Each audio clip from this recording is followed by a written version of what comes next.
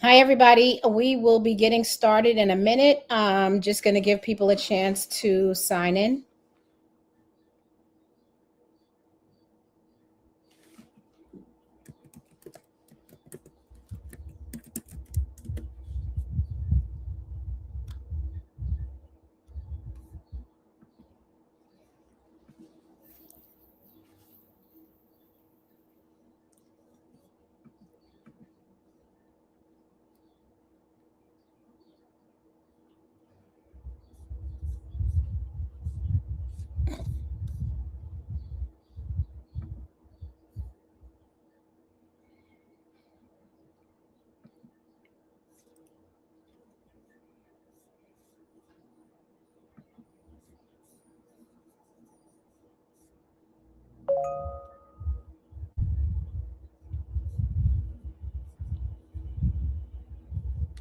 We'll get started in about 2 minutes.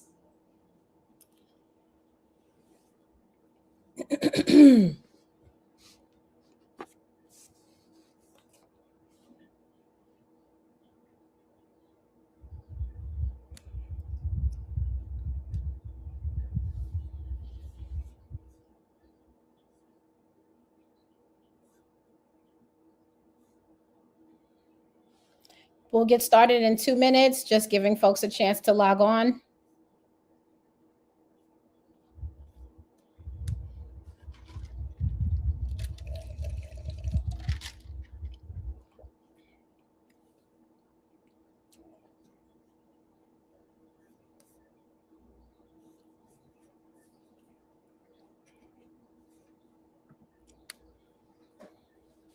Hi, everybody. How you doing?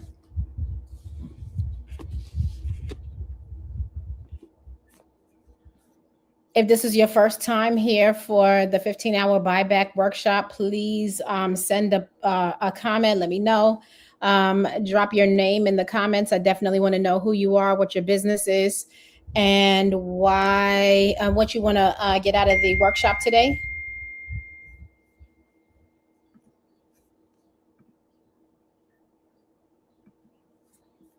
All right, we can start.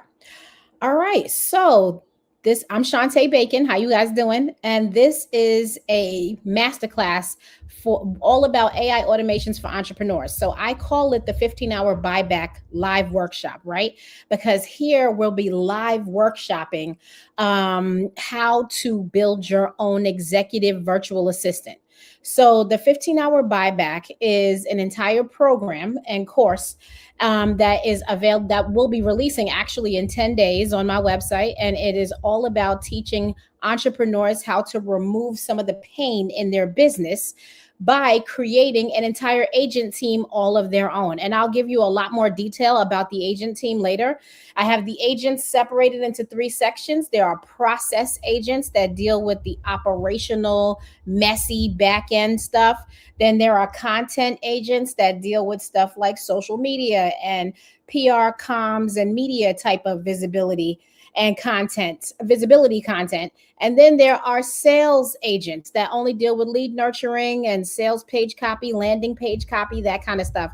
So before we go into all the agents, we always start with the executive virtual assistant, because most people mindset wise have a much easier time figuring out what to delegate to their assistant, virtual assistant, executive assistant, someone like that. So we'll get started. Okay, welcome back for everybody this is their second time because they want to build in real time. The last session that we did, we clarified exactly who we are, what the mindset is that we need to be building, and how we have some brand clarity. And on this one, we're building, trying to get the agent of our dreams to remove some of the pain from the busy back end of our business. What we're building today is our Chat GPT virtual assistant. And for those of you who use Claude, I always build the Chat GPT one first and then go into Claude and build it, because it's a slightly different scenario in the way that you build. You have a chance to upload a lot more information into your Claude agent, but you get to build personality, features, and tone of voice and all of that in Chat GPT. So it's kind of like a starter version and then an upgraded version. Also, in later workshops, we'll be working on the automation for emails. We'll be working on automations for proposals, presentations, and pitches. So who am I anyway to be telling you what to build and how to build it? I am Shantae Bacon. I am a communications strategist, and I have built a multi-million dollar PR firm over the last 20 years. And we service clients like Google and YouTube and Disney and Netflix and NBC Peacock and Oprah Winfrey Network. We were their agency for 13 years. And Paramount, Warner Brothers, just launching tons of communications, marketing, and experiential marketing campaigns. So how did I get here? I'm from Jamaica, Queens. If there's any New Yorkers on the call, it is a great time to be a New Yorker right now. The energy out here is that New York feels like it's pulsating, it's vibrating, go New York, go New York, go, all of that. Knicks just won a historic championship, and just walking the streets of Harlem, which is where I live, it's like a block party on every street. I just hope the city stays like this forever. If wherever you're from, drop it in the comments. I certainly want to see where you guys are from. Number two, the dream job turned into a beautiful nightmare. So if there's anybody out there who's ever dreamed about being in a certain role in a job, I worked at Def Jam Records in the marketing department, and a dream job can quickly become a beautiful nightmare, especially when you have entrepreneurial dreams and you are a self-starter and a self-thinker. You start to feel like the air in the room is getting tight. Then you start having what I call Sunday night anxiety. And if you know what I'm talking about, drop a 1 in the chat. Sunday night anxiety starts right around 7 o'clock on Sunday night. You got to go back in there and you're like, ugh, guts start churning. You're like, I don't know if I can do that again. And then you start trying to, daydream your way out of it. So had an entrepreneurial itch for years. And just went out on faith, really, because I was young enough and uncommitted enough to everything but a mortgage to be able to leap and then figure it out on the way down. Saptosa and I connected. We launched 135 and started with a bunch of music industry clients, and then quickly pivoted into film when we realized that we need to start working for money and not pixie dust, and then pivoted into tech, and then pivoted into politics. And the agency became a multi-million dollar agency in 2016.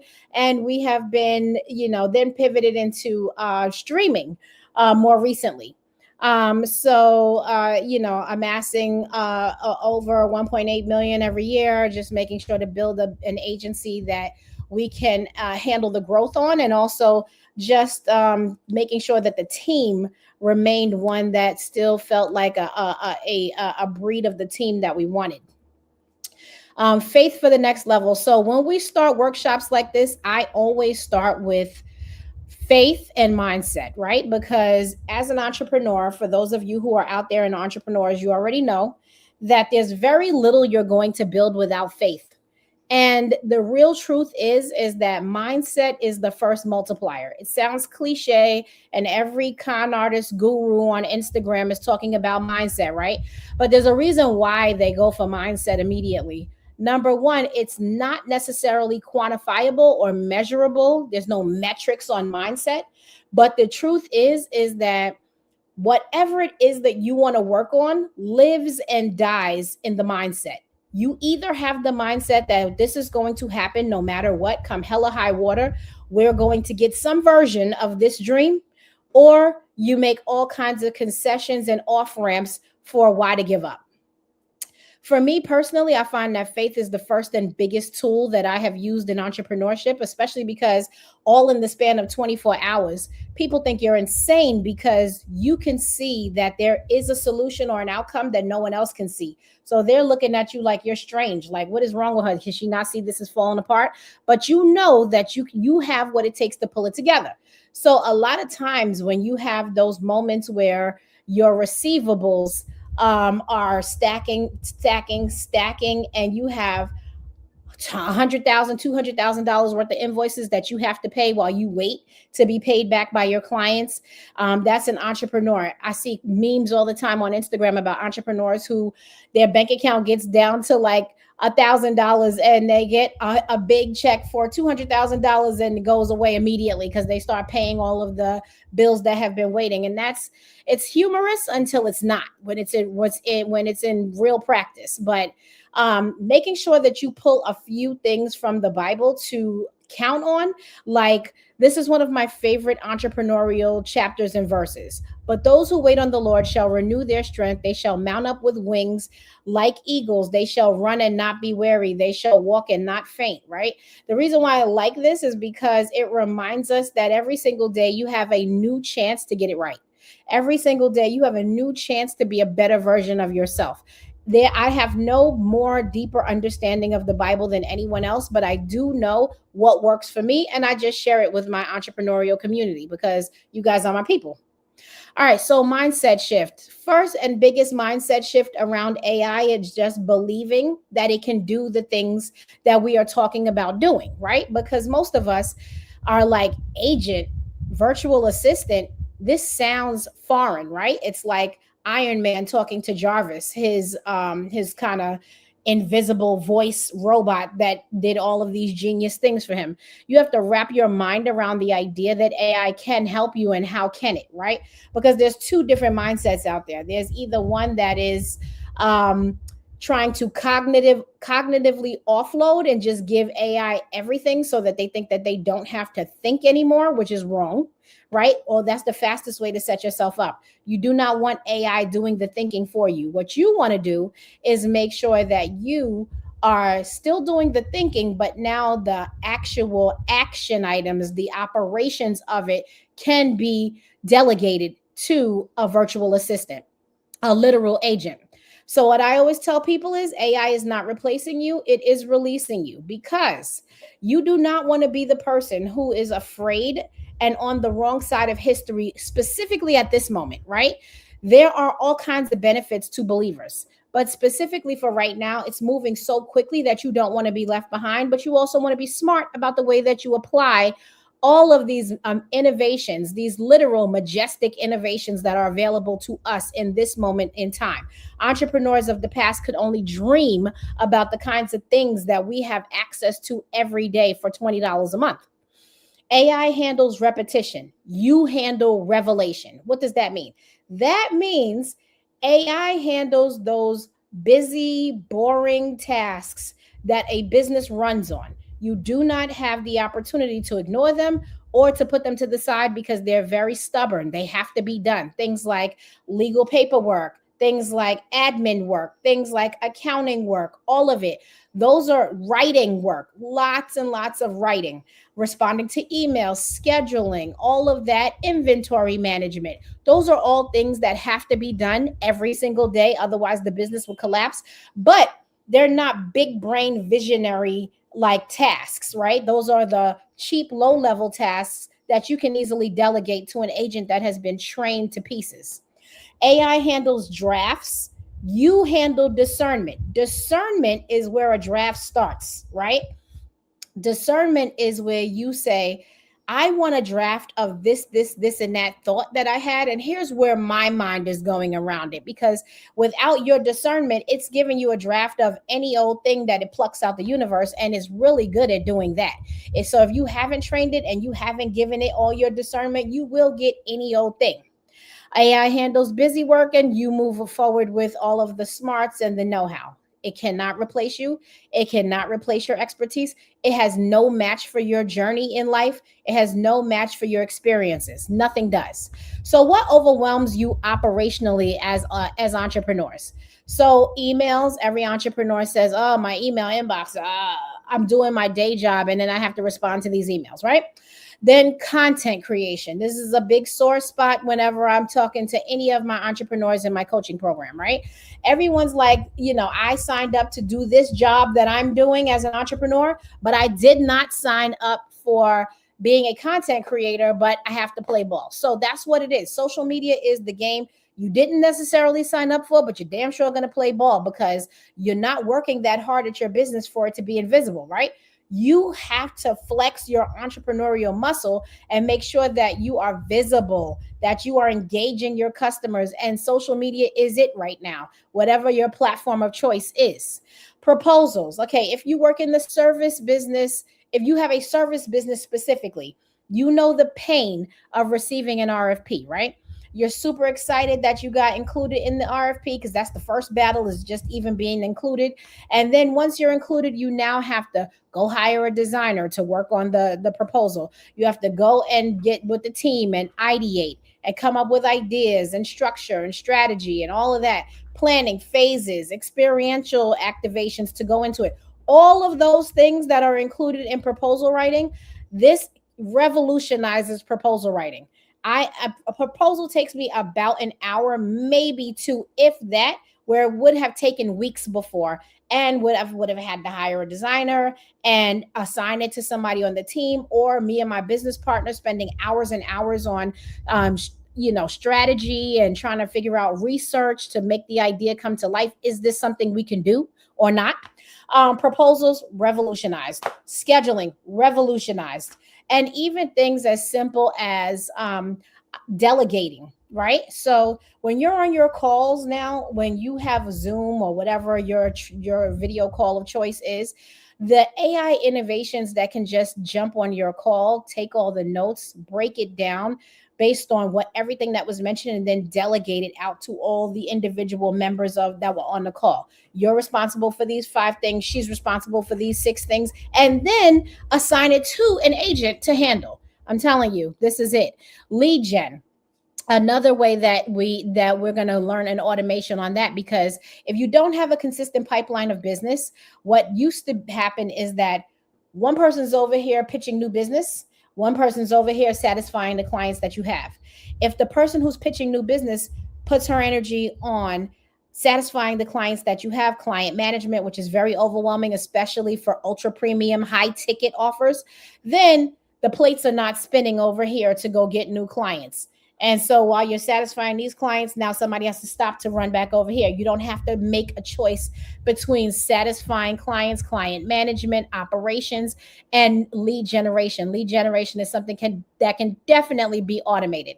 And then everything else is just, F, right? We're in business. So whether you have a service business or a product business, there are a core set of things that are in that busy back end, in that messy middle area. Whether you make between $300,000 a year or $3 million a year, there are core things that you are caught up doing that you can buy back time by delegating to your AI agents. Why every entrepreneur needs a virtual assistant, according to me. So, because doing everything yourself is not a badge of honor, it's a bottleneck, right? You certainly don't want to be the person who's holding up all the different avenues of operation, because you have to have the final approval on everything, because you have to come up with the thought leadership, with the ideas, with the big brain work, with the vision, right? You are responsible for the vision of the business. That's true. There's no way around it. It's your business. But once you set the vision and what the targets and goals, KPIs are, it's time for all of these folks to go out and actually activate. So what can your virtual assistant do?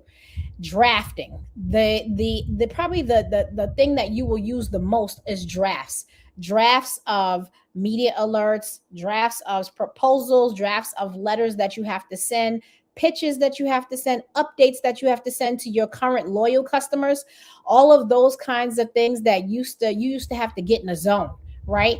Writing projects are so painful that a lot of people try to hire their way out of it, until you realize that it's a very small percentage of the population of writers out there who actually write, right? Like creative writing, persuasive writing. They write with their heart and soul, and not just to hurry up and put words on paper and get paid.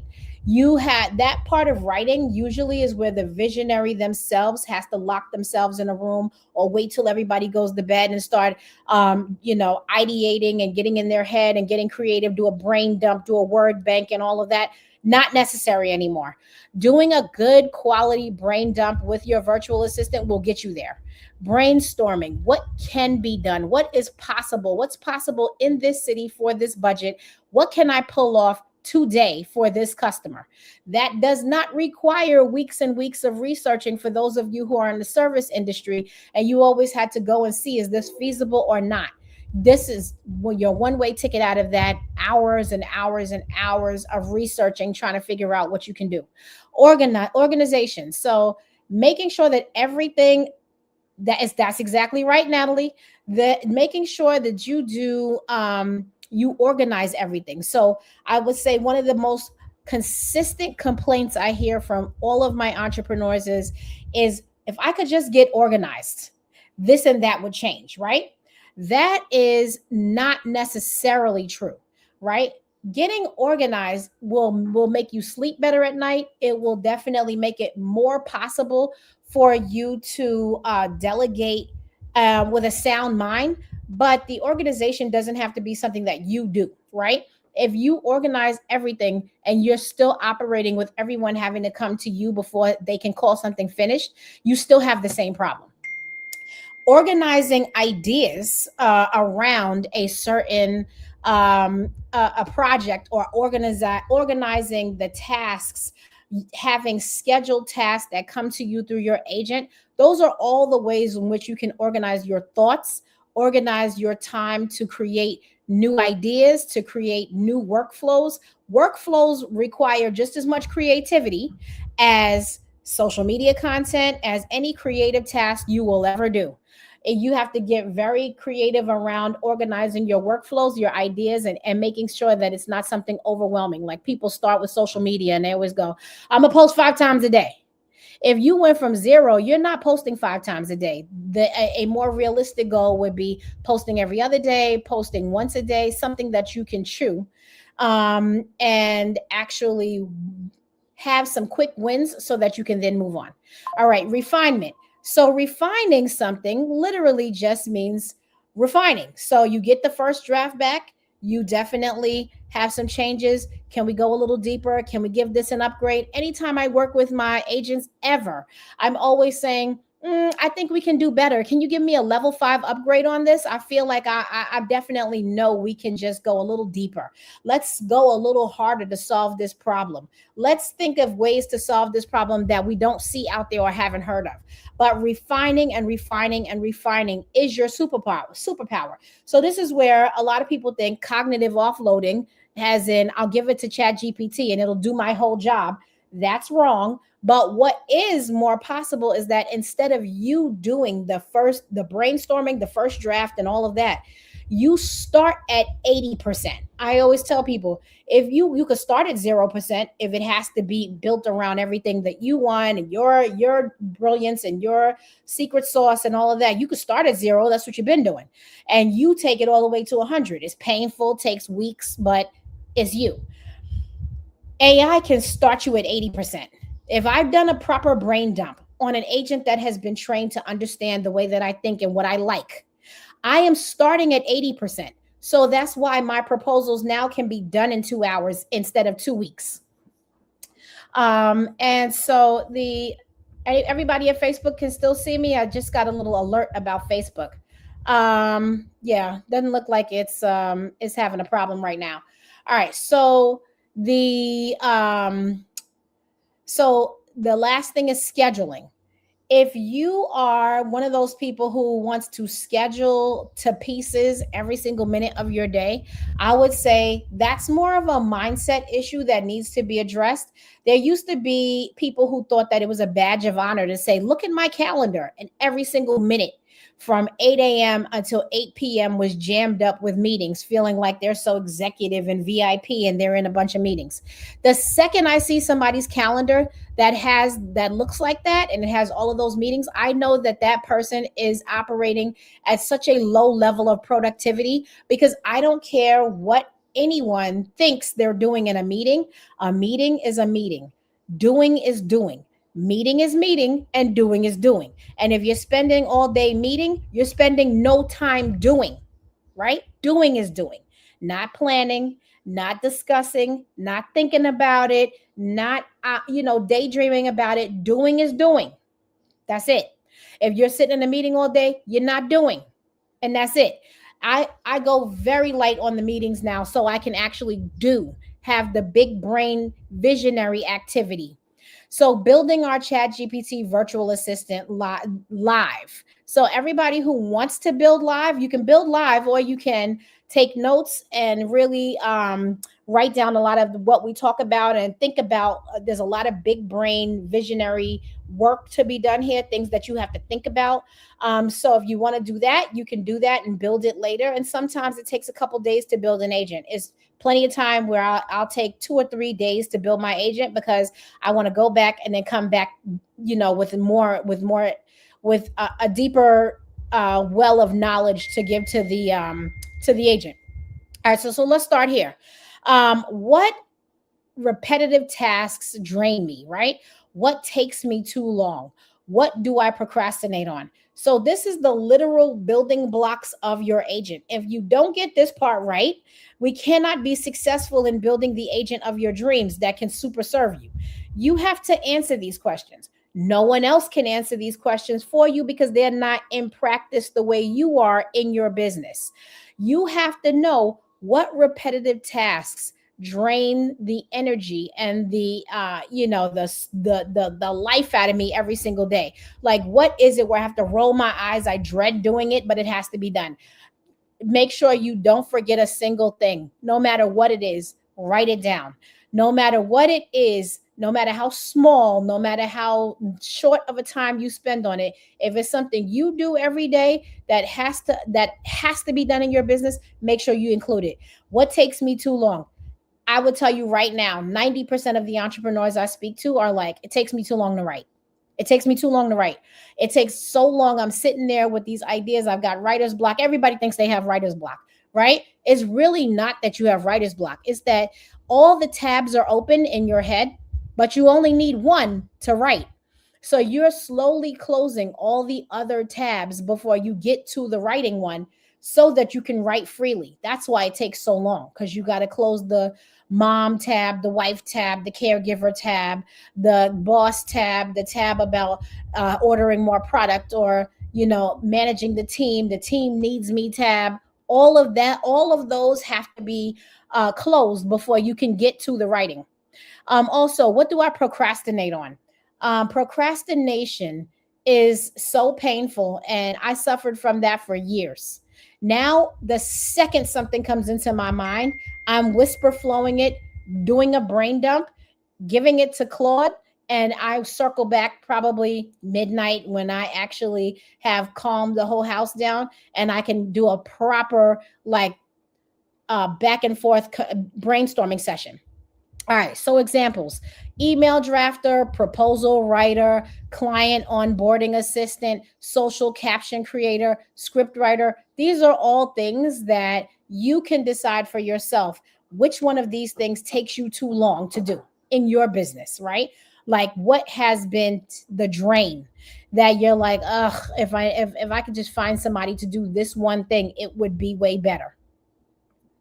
All right, so once you've actually gotten a comprehensive list of all the things that you do that you wish you did not have to do, because you want to spend your time on the big brain visionary work that builds and scales a business, there are only 10% usually. If you get a chance, read the book 10x is better than 2x by Benjamin Hardy. The book is life-changing, and one of the first things that they will tell you is 10% of the things you're doing will take your business to the next level. Everything else is nonsense that you are just caught up in, but it's not helping you get to the next level. If you can narrow your focus down to that 10%, you can take that business to 10x, right? So what you need to do is make sure that the 90% that is wasting your time because someone else can be working on that, that is what you need to be putting here.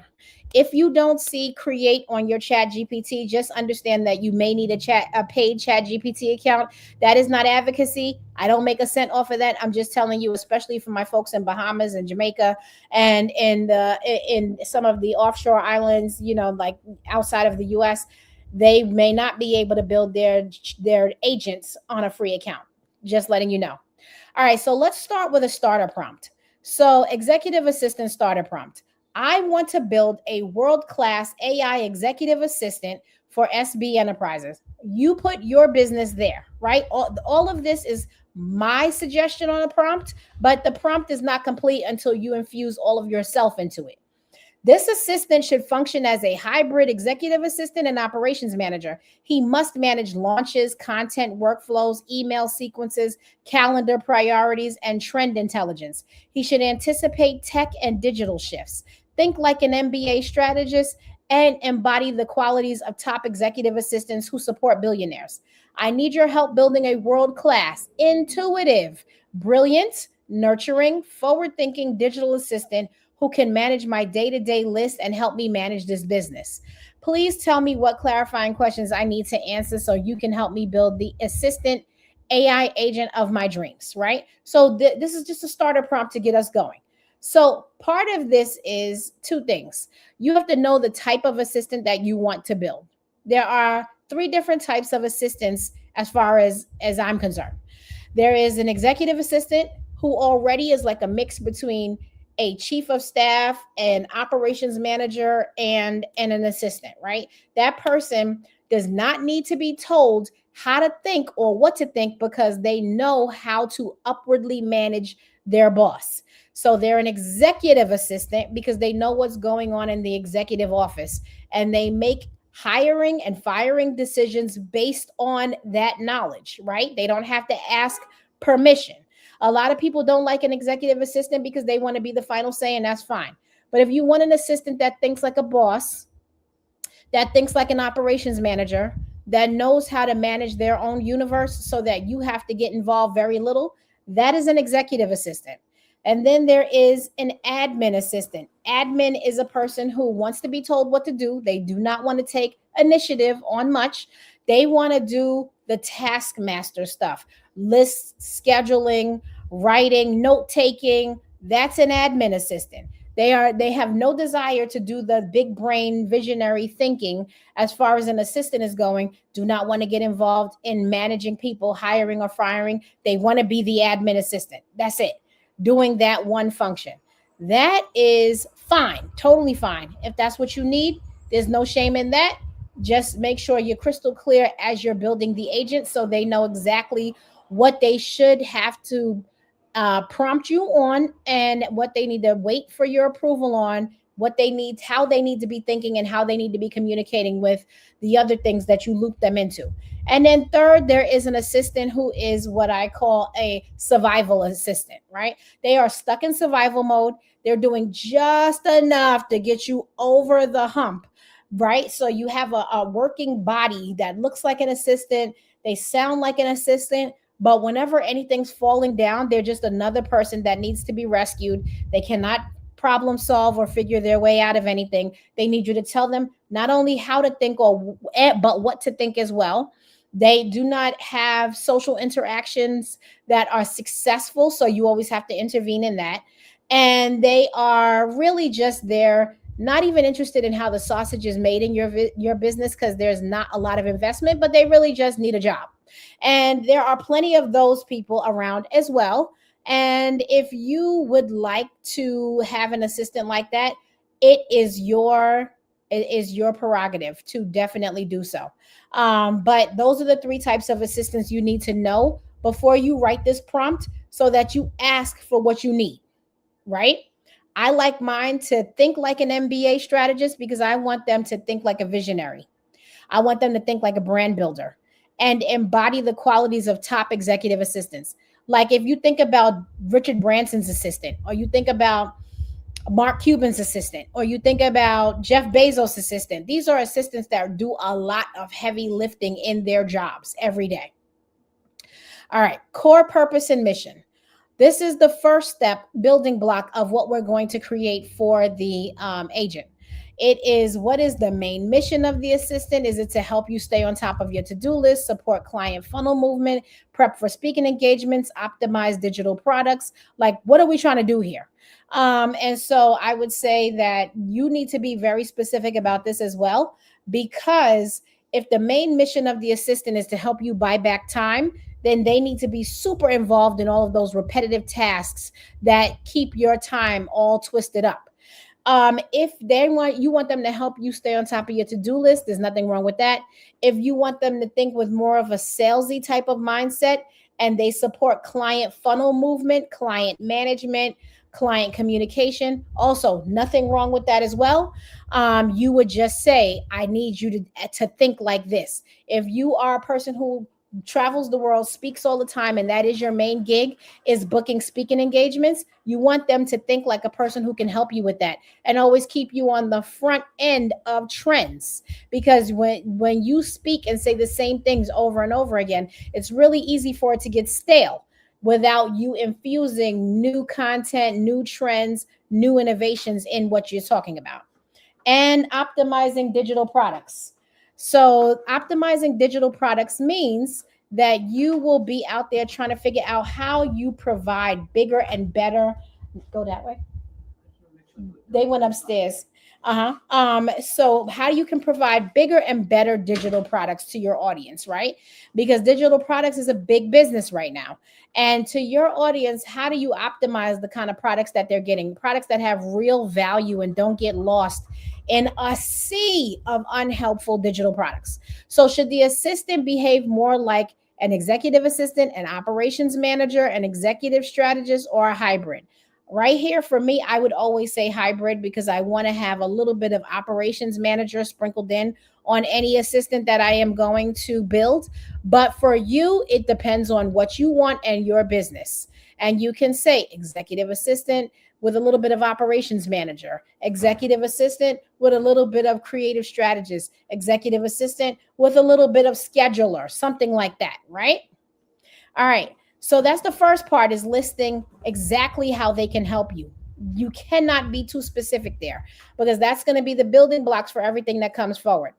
All right, task management and workflow. What are the top 10 recurring tasks or workflows this assistant should manage for you daily, weekly, and monthly? Should it be able to track your deadlines, summarize your meetings, proactively flag missed tasks or opportunities, set up and prioritize your calendar for focus and visibility? Like, where exactly do you need the assistant to keep working at something recurring and get better and improve your workflow around it? Also, when you're working with your agent, you don't have to be working with him for long for it to be able to tell you, okay, I've been doing this for 5 days and I think that we can build a workflow system around this thing. Like, let's work on it together. That happens. Let's see. Summarizing meetings, proactively missed tasks or opportunities. If anybody has anything specific that they want to name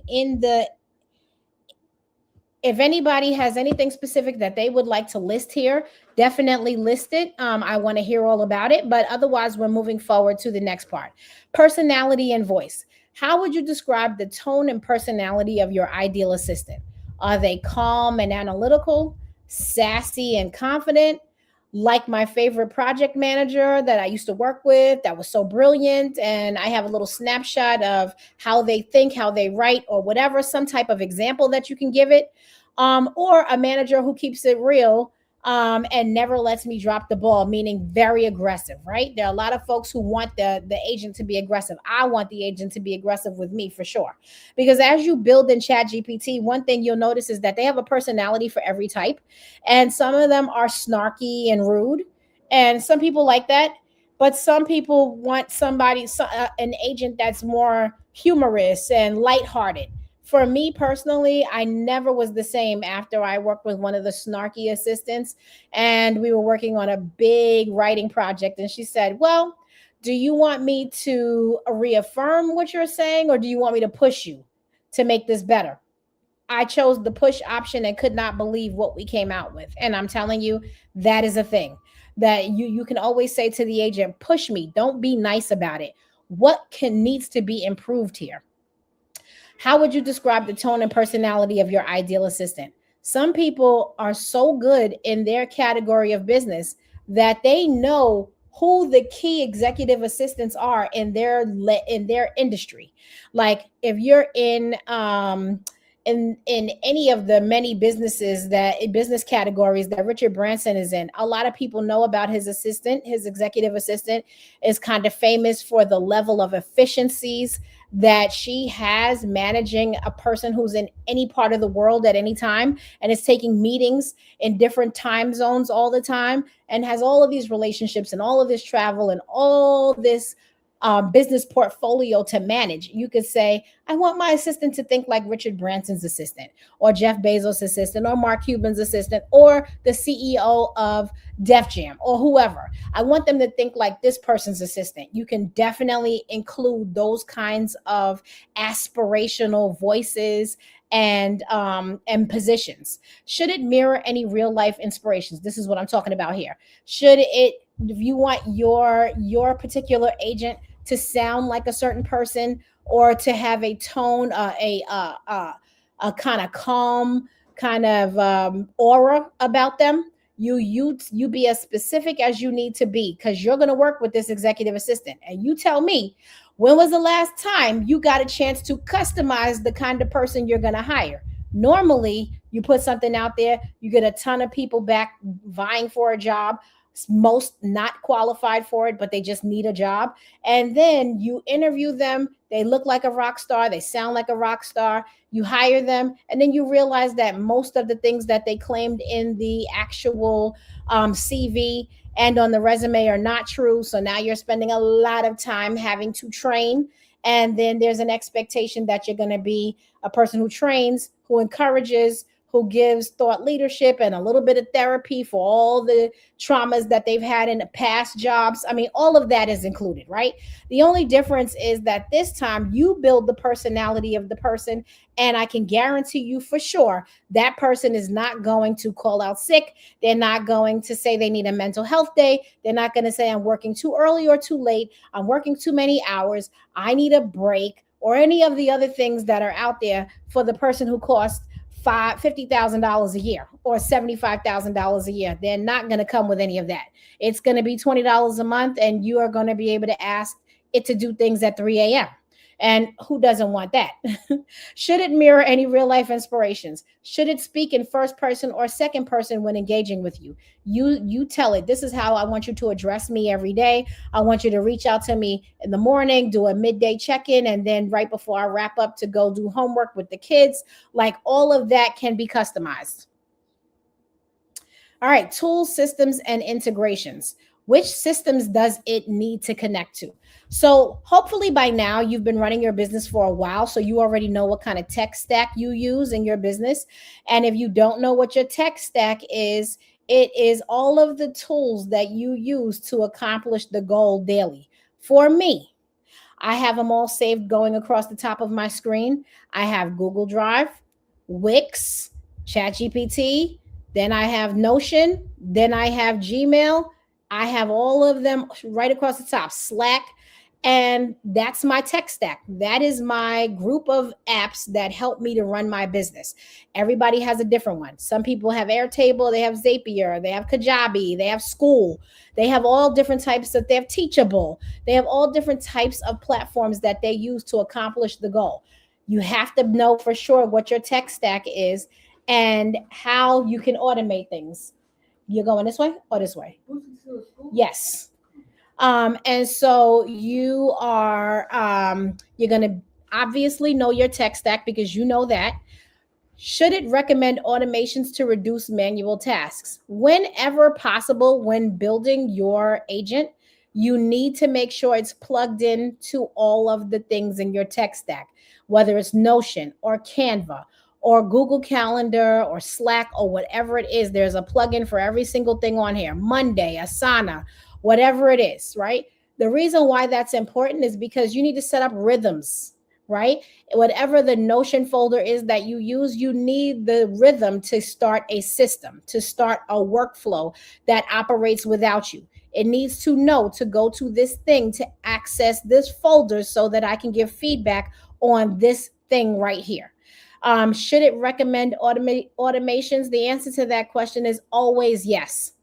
If it doesn't recommend it, once you connect everything and you tell it what to do, make sure that you say, please recommend workflow automations for everything that we're working on, and then write SOPs about it so that you can pass it on to the next person who you can hire to do it that you don't want to, so that you don't have to do it anymore, or delegate it to an agent that will be responsible for it from now on.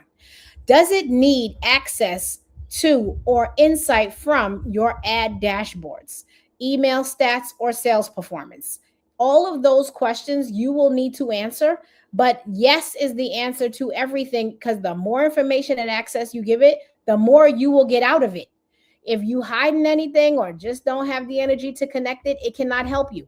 You needed to give it access to everything so that it can access that stuff and make recommendations to you. For example, I have three daily scheduled tasks that are set up. One of my first scheduled tasks in the morning at 9 a.m. every day is tell me all of the new innovations coming in the large language model AI apps that are out there, right? So it'll have Fable 5 is coming from Claude, or Fable 5 was halted by the government, or OpenAI is about to launch their Sora 2. Oh, they pulled back on Sora 2. Or any of the things, because it's moving so fast with AI, tech and innovation, that there's something that drops today and then next week they pull it off the shelf because it's just a fire hose of information and just literally trial and error until they figure out what works. I also have one at midday, and that one is connected to my LinkedIn. And what that does is look at all of the key, most important, relevant stories in my LinkedIn timeline. How pull the top 5 most engaged stories and then do a summary of the story for me and how it might pertain to my expertise so that I can start working my mind around how to craft my comment to what happened.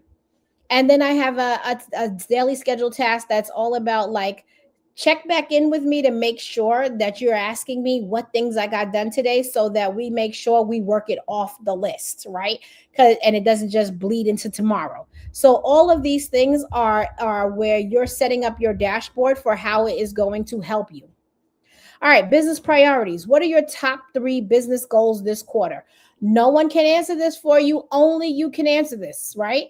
Every time I do this workshop, I get folks who say, well, how do I set up the business priorities? This is one thing that you really shouldn't go to ChatGPT or Claude to help you with, because you should already know what your business priorities are. For this page in particular, I always make this suggestion. If you have not read the 12-week year by Brian Moran, you need to get that book, okay? Definitely go ahead, get the book, read it through. It is awesome. And it will essentially show you how to not lose time setting a goal at the top of the year and waiting all year long to accomplish the goal. Instead, break the year up into 12 weeks and you get about 4 of those. And it's like breaking it up quarterly. And essentially everything you would have done in 1 year, mush it into that first 12-week year. Now you've completed a whole year, set a whole new set of goals. Now you've completed that in 12 weeks, then set a new set of goals. So you're getting 4 times as much done in 1 year. And it sounds kind of hokey, but in practice, it is exactly what every entrepreneur needs, because we need to break old habits and mindsets around New Year's resolutions. Those things are highly ineffective and usually don't happen because who's keeping track of that 365 days? It's much easier to track over 12 weeks. All right, so what outcomes would you want this assistant to help you move the needle on the fastest? Whatever your response is to what things am I trying to accomplish in this business quarter, that is the answer that leads you to what outcomes you want the assistant to help you move the needle with. If your goal is, I want to grow my social account, my Instagram or YouTube by 100,000 followers in the first half of the year, there you set a goal. Now, how can it help you?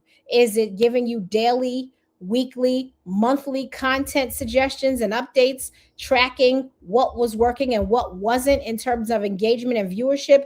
How is it helping? But you have to set the priority first. What are you trying to accomplish? Do you want to open a new vertical of business and launch a new product? What does that mean, launching a new product? When would it go? What's your go-to-market strategy? How can it help you with that? If you have something where you're like, I want to launch a new digital product this year, or launch 4 new digital products this year, how can it help you with ideation and brainstorming and figuring out what new digital products are needed in the marketplace in a particular category? All of those are where it can help you immensely. Sales growth challenge sign-ups, like if you want to launch a challenge. And these days, people used to do 5-day challenges. Now I'm seeing 1-day challenges. So, what do you have to do to get people to sign up to your challenge? Digital product revenue, social media consistency, all of those things, marketing goals and KPIs that you want to hit. Things like, I want to increase my traffic. I want to launch a new email newsletter list, whatever it is. You set the priority and then ask it how it can help you.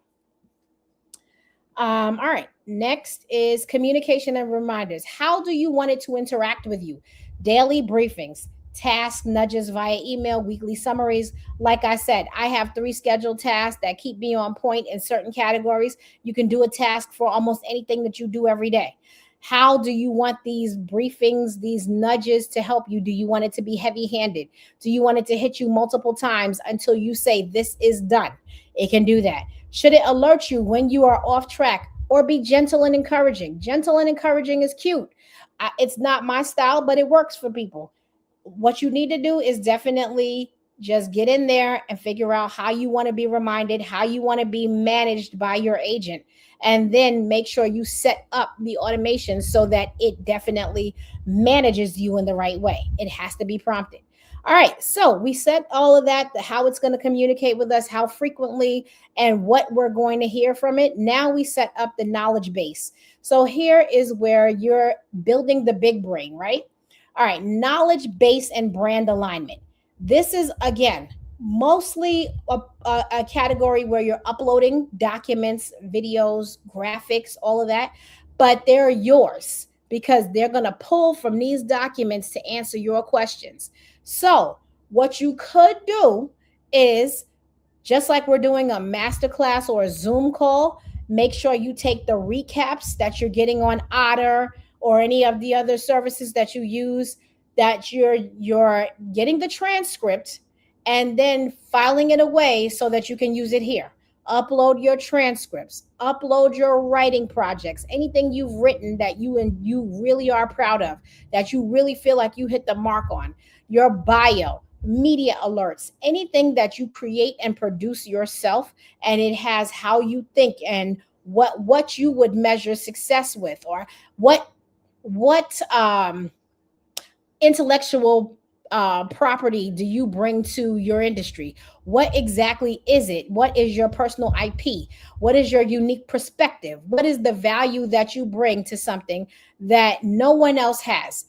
It needs to be in document form, a graphic, or a video, and you need to upload it. You're only going to get 20 uploads. So make sure you pick the top 20 things that you wanted to pull from, right? You get a couple of more things to add graphics or videos down at the bottom, but the main 20 is what we're dealing with right now. And that's building your knowledge base and your brand alignment. So it thinks like you and it talks like you and it uses your sound of your tone of voice, and it uses words that you use, like, hey, or if you say, what up, or you're like, yo, so this and that, whatever you start your conversations with, whatever things that you use in your speeches, all of that would be uploaded here. Should it have access to past campaigns? Yes, if you're proud of the campaign and you don't mind borrowing from it. If it's something that you failed on, obviously you would leave it out. Offers and launch timelines, previous offers, previous marketing materials you created. What brand assets, messaging guides, or tonal documents should it pull from to stay consistent, right? All of those, you definitely want to make sure you put them all in. Okay, everybody clear on that? Anybody have any questions? Please feel free to drop your questions in the chat. All right. Additional agent powers. After you've uploaded your 20 documents, videos, and graphics, now we're getting into additional agent powers. What does that mean? That means aside from the actual the documents that it can pull from. What other superpowers do you want this agent to have? Do you want it to rewrite emails or texts for you or for your review before sending? Do you want it to take initiative and manage a Trello or Kanban style board or Monday or Asana or a dashboard for visibility? Do you want it in your Slack saying you have these 40 messages in Slack waiting for a response? Do you want it to track PR and media requests, podcast interview requests? Do you want it to auto draft social content like the Knicks just won their first championship in 53 years and you're from New York? Do you want me to draft anything that shows New York pride or congratulates the Knicks or congratulates the city?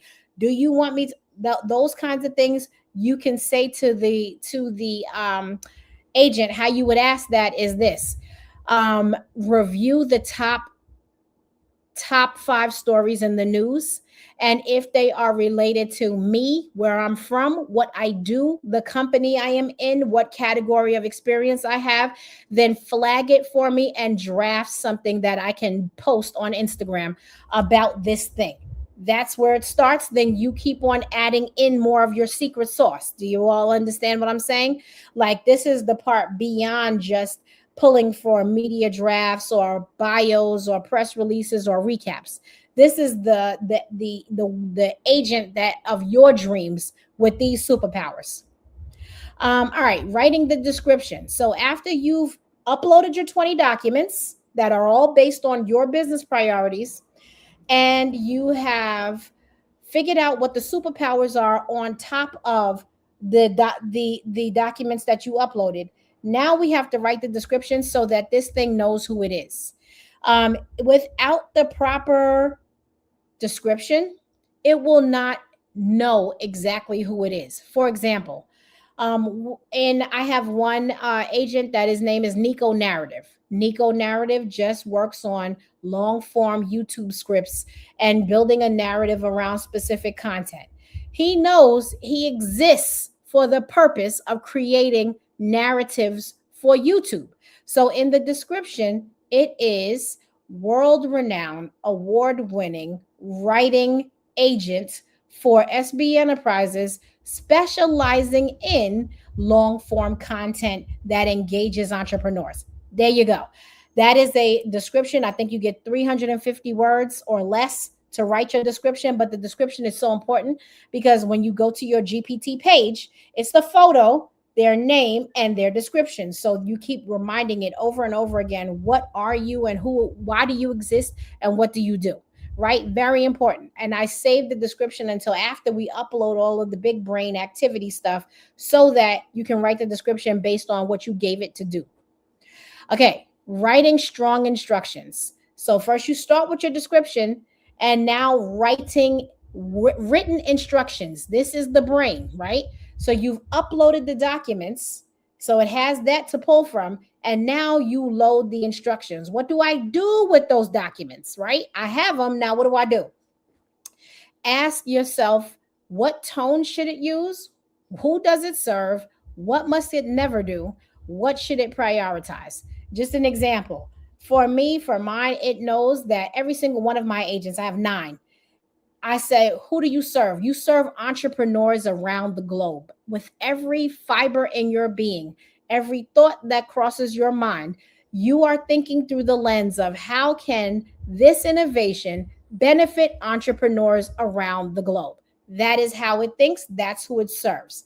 The tone is always one of encouragement, uplifting, and efficiency, right? Because the one big benefit to all of us is that AI has democratized efficiency in entrepreneurship, right? It used to only be available to people who could afford a team member for every little thing. Now, $20 a month, you got ChatGPT, you got Claude, and you can create these kinds of efficiencies in your business.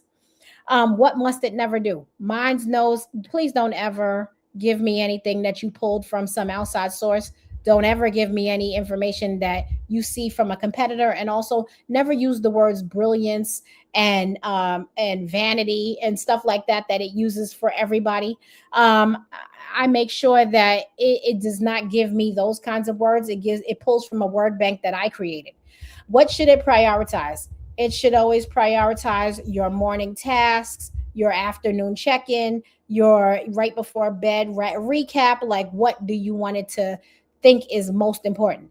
And here's a prompt to use. Now it's okay to introduce prompts as you're building your GPT, because you set the priorities, you set the goals, you uploaded your own source in the documents. Now you can get to act using a prompt to summarize everything. Acting as a highly skilled blah blah blah, executive assistant, operations manager, content creator, whatever, content manager, content coordinator for this type of industry, for the fashion industry, for the construction industry, for a real estate group, for a bakery, whatever your business is, put it in there. For a laundromat, acting as a highly skilled content creator for a laundromat or a company that owns laundromats. Always prioritize clarity, persuasion, and professionalism. Ask clarifying questions before generating final drafts. Most important statement in any prompt is, do you understand the mission? Ask me clarifying questions before generating a final draft. You wanted to ask you questions rather than guess or pull from the web. Is there some kind of question I can answer for you so that you don't just make up stuff and send it to me? Very important every time you use a prompt, no matter what it's about. All right, let's get to the roles and responsibilities, because this is the first part of the instructions. I am building a new executive virtual assistant GPT agent, and I need to be crystal clear about the core responsibilities he will handle for my business as a comm strategy company. I need your help in being as thorough and detailed as possible in listing the core responsibilities of an executive VA, a coordinator in this real estate group, in the so and so, in whatever, in the construction industry, in interior decorating, in whatever industry. Do you understand the mission, right? So you're asking for its help. You're telling it what you're doing, and you're asking for its help in listing the core responsibilities based on what they know about this specific industry and pulling from the documents that you've already uploaded. All right, roles and missions. Jaden is my executive assistant. So I just put his name here. But again, this is all placeholder stuff until you put your own stuff in, right? Jaden is your day-to-day operator, strategic planner, content manager, launch architect, and cultural trend spotter. He's a digital right-hand, part chief of staff, part Swiss Army knife, whose entire job is to anticipate what you need and execute before you even ask.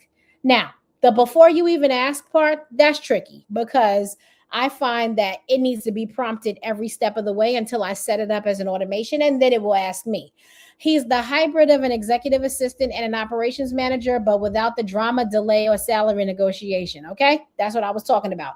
Jaden is never going to say, it's 3:00 in the morning, I'm tired, I can't work right now, I need a raise, I'm working too many hours, I need a mental health day. Not happening. And I've put the same amount of time and energy that I would into training a human executive assistant into training a virtual executive assistant.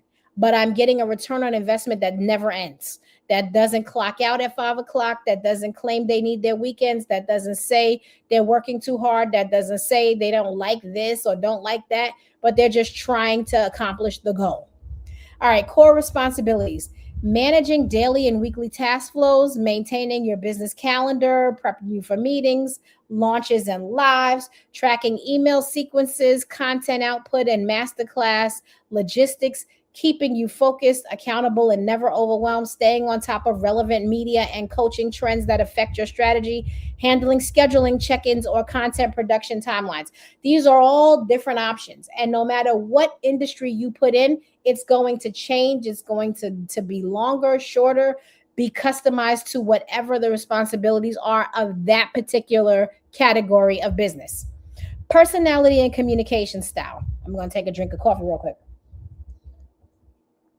If anybody has any questions, drop them in the chat, please, so I can see those.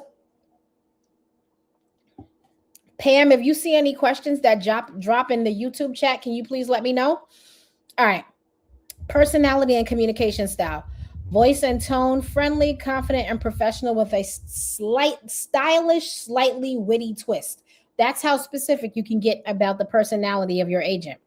Charismatic, humorous, optimistic, analytical, inspiring. Speaks in first person. I've added that to your calendar. Avoid slang overload. I don't want mine using slang just because I don't know who programmed that slang. I don't know what city it comes from. I, as a New Yorker, you better not try to like mock New York slang. I don't want to hear that. So I just avoid it altogether. Corporate stiffness, don't want you to sound like you just stepped out of Merck, you know what I'm saying, or some big corporation. I want you to sound like you are personable, relatable, and you understand what entrepreneurs of the world are going through. Don't have a condescending helper tone either. And mindset, I'm always resetting my mindset and the agent, because mindset is where you win or lose before you've even started. All right. Any questions here about the roles and missions and core responsibilities and personality and communication style? This will all be loaded in after you upload all the documents. All right. Next, conversation starters. Once you have listed your roles and responsibilities clearly, once you have listed your roles and mission and core responsibilities and personality and communication style, going forward, then you have your opportunity to create conversation starters.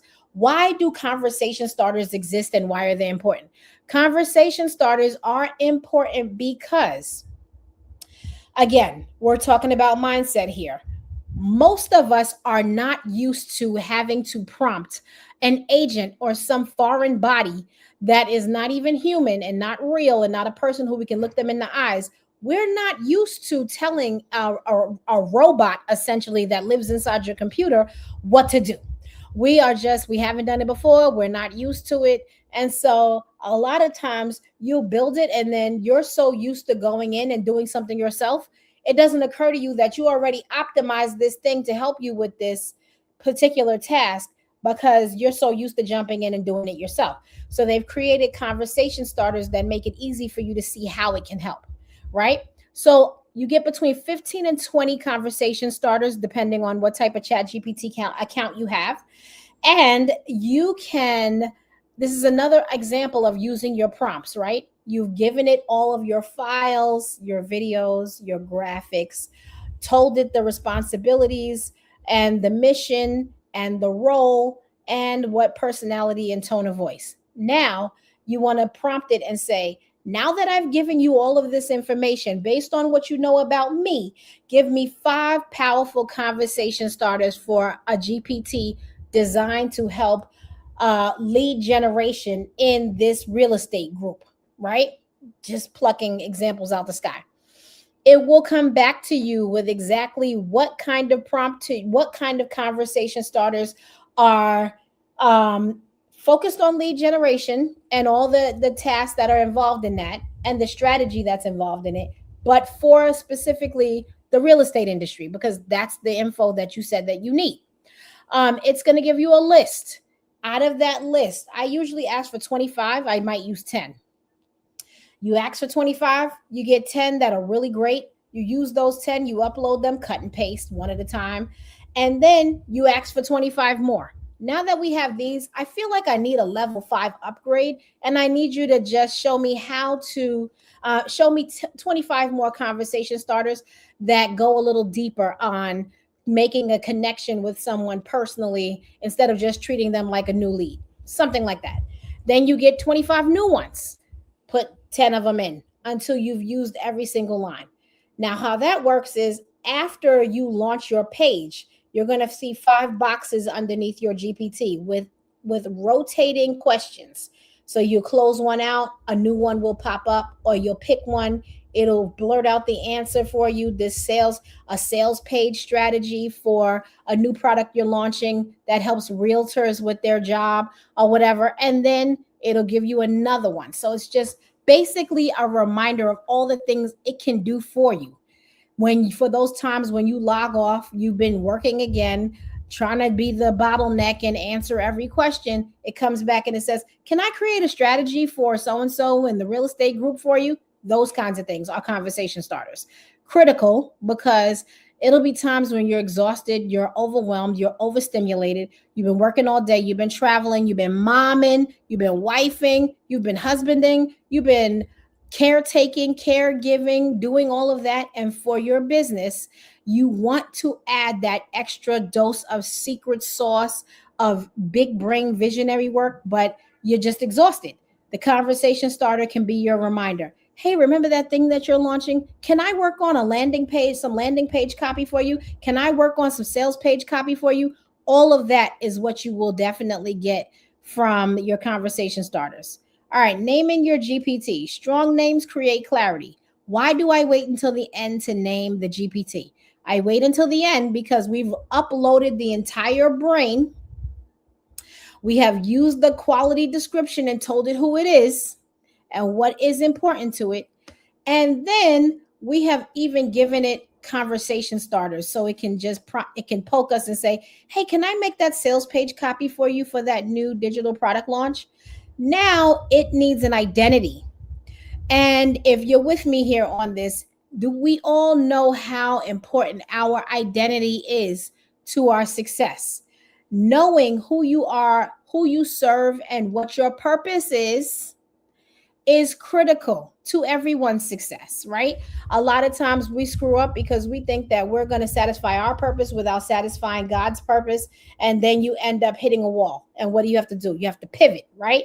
Pivot and feel like because God will redirect you when you're pointing in the wrong direction. No matter how old you are, you'll stop and have to start over. And that's fine because there's nothing wrong with redirection. There's nothing wrong with a good quality pivot. But just understand that the name is going to tell it exactly what its purpose is. And that's the point. So a couple of these names in here, they're names that I have given my agents. Caleb Cashflow. That is my sales page guy. All he does is write sales page and landing page copy and things that are going to be used in a sales capacity. But he uses it based off of the principles in a book called the 16 letter sales page. That's it. Give him the book so that he knows exactly where to pull the principles from. And then he knows how to speak in a high conversion focused sales mentality when he gives me any kind of copy back or anything I ask. Nico Narrative is my YouTube script writer. All he does is focus on the YouTube scripts and how to craft something that connects. And also I use long form scripts for other kinds of content that I create, for speech writing, for master classes. And he's very good at just focusing on how we actually take everything that I want to convey and pulling it together and taking the reader on a ride. Deck Designer AI, Proposal Pro. Some of my other ones is Sage Steele. That's my email and newsletter copy guy. He's a sage who writes. Another one is Sterling Scale. Only thinks about SaaS ideas that can scale. There's a whole lot of them. So they just all have unique names, but the name you do last, and that is the identity that you give to your agent. Also, now that we've named them, we're at the end. We need to take them out for a test run. Give it a real task, something that you really need. If it is weak, you could get something back that's weak and you're like, this is the same thing everybody else would have, or this sounds like something I've seen on Instagram, or this sounds like something everybody else would say. You know what that means? That means we did not give it all your secret sauce when we trained it, when we uploaded the documents. So what do we do here? We remove some of the stuff that you put into the big brain during the upload, and you add other stuff that only you would say and only you would know. Because if it's weak, it just needs refinement, not abandonment. Running away from it because it didn't give you what you wanted in the beginning does not help you. That just puts you on a later timeline, because there will be a day when everyone's operating off of agents. You just have an opportunity to get in it on the front end. You want to improve your constraints. If it sends you something and you're like, oh my God, this is the corniest shit I've ever heard of, or this really didn't hit the mark, say, never send me something using the word brilliance in this capacity again. Stop using this canned language that I see in every Instagram post. Tell it, I want something that sounds like me, from my master classes, from my transcripts, from my book, from my worksheets, from my speeches, whatever. You want you, right? That is the leadership you bring to the table so that you make sure you do not get some generic BS from a non-human AI agent assistant. That's it. Got to be you. All right. So I put together the best ways to use your virtual assistant. So you have your assistant now. Let's start drafting something quick. Draft first versions of like 3 documents. Can you give me a marketing campaign for my business? Given the fact that we provide this special product or service that you can't get everywhere else, and make sure that the target market we're marketing to is entrepreneurs, is moms over 40, is whatever it is. Refine messaging with precision.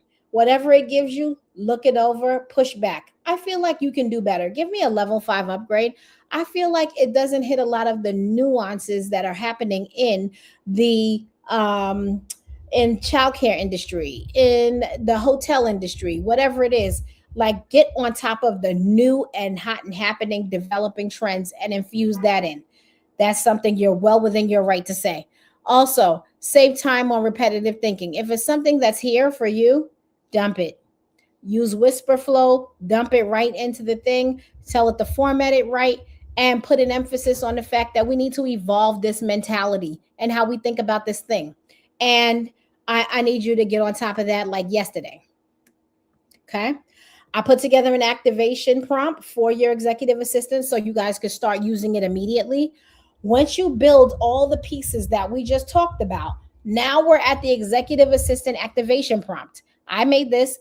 Hi, I need Jaden, mine, activated and ready to win the week. I wanted to start with a spirit of triumph, victory, success, so that it knows what kind of mindset we want to have over here. What do you need from me in order to create a comprehensive content production calendar that assigns 1 day for email sequences, and 1 day for LinkedIn blog entries, and 1 day for social media content, 1 day for digital product production, and 1 day for course development? Can you map it out and implement it on a large grid? Help me streamline my weekly tasks and identify 3 things I should automate immediately. Please let me know what you need from me. We have given it a multi-layered task list here. And for each one, it has an opportunity to show its value in the response. It can show you the value of putting together a rockstar content calendar, right? Based on what you asked for. It can give you the layout and how you should be thinking about it, streamlining the tasks, the weekly tasks, and identifying 3 things to automate. That's the building blocks of a workflow. All of these things have an opportunity to change your scenario for the better if you are an entrepreneur. And this is the prompt that you can use to start it. Just take it for a test run with these requests, because this is a new agent. You guys are going to have some push and pull as you get used to each other. All right. So I put together this wait list because my 15-hour buyback program is 8 courses that build 8 agents that cost $8. So it's $1 per course per agent. There are, like I said, 3 process agents, 3 content agents, 2 sales agents. That is the building blocks that every entrepreneurial venture needs, no matter what industry they are in. Beyond that, there will be more industry specific custom agents for industries like restaurants and real estate and interior decorating and fashion and filmmaking. But those are going to come later on in the summer, while right now, this is the core, messy, stubborn back end of the business can all be covered in these 8 agents. It will be available. It'll be dropping in 10 days. But if you want to get on the wait list, you can take a shot of this QR code right here. Sign up for it. Eight agents, 8 courses, 8 agents, $8. $1 a course, $1 an agent. And that is to put your whole team together on the back end so that you can create it, get the prompts, start putting it out to work, and they can start to send you individual workflows, tasks, and daily scheduled emails, reminders, check-ins with you about your productivity and everything else that you need to handle within your business. Because honestly, business is it's not an option for me. Entrepreneurship is who I am. I don't even think I'm employable at this point because I've been an entrepreneur for going on 22 years, and it's the best thing I've ever done. But it does have some intense high highs, low lows, and some scary stuff that happens along the way. But one part of the business where you can buy yourself a one-way ticket off the struggle bus is to most definitely start delegating some of those messy back end tasks to agents. All right. It's been so great being here with all of you. If anybody has any questions, please drop them in the chat. Would love to see your comments. If you have any questions further than this, you can always put comment under the video on the YouTube page or find me on Instagram. It's instagram.com/Shantae Bacon, SHANTE Bacon, BACON. And I'm so glad that you guys were able to join me here. And we have workshops coming about automating email automations and newsletters. We have some coming about proposals. We have some coming about tools that can help you clearly identify which agent is going to serve your business the best. We have got so much in store. It's going to be such a great summer. And if you have anything that you want to say to me, you can always find me on Instagram, send it to my DMs. And that's it. I had a blast with you all. Thank you for coming.